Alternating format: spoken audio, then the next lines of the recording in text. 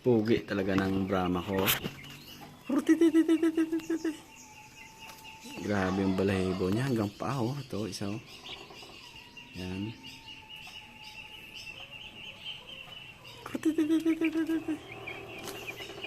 Pugi.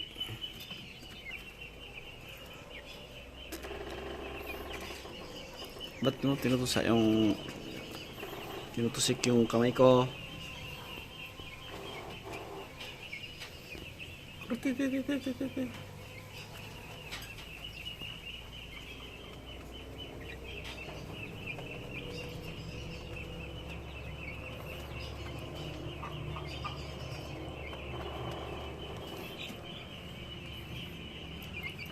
Sa ngayon mga katropa, tubig lang muna yung nilagay ko kasi nagbabitamins ako sa kanila 3 days straight. Tapos alternate na 3 days straight and plain water.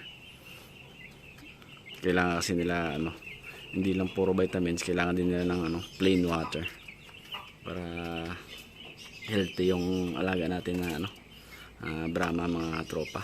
Kita nyo naman ang ganda oh. Ganda ng balahibo. Ang tataba nito mga tropa. Sana swertihin tayo. Napalaki natin to ng maayos. Tapos mapaitlog natin para makapagpalahi tayo ng maraming Brahma. Kasi sa ngayon mga tropa, yung mayroon ako Rhode Island lang saka native. Wala pa akong Brahma na ito lang yung binili kong 3 package to mga tropa. Pag nakarami na tayo ng Brahma, magbebenta rin tayo para yung iba natin mga tropa makapag-alaga din ng Brahma.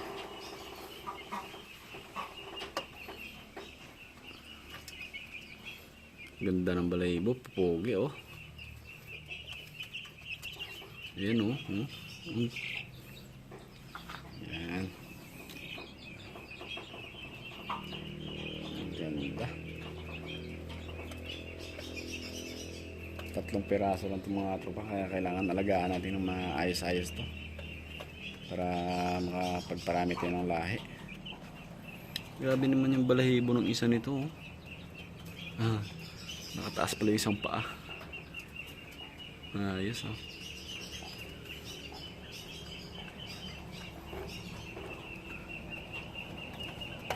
Ilipat natin pala yung ilaw kasi yung ilaw na sa kabila.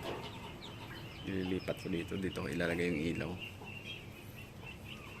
Saglit ng mga tropa, ilipat ko muna.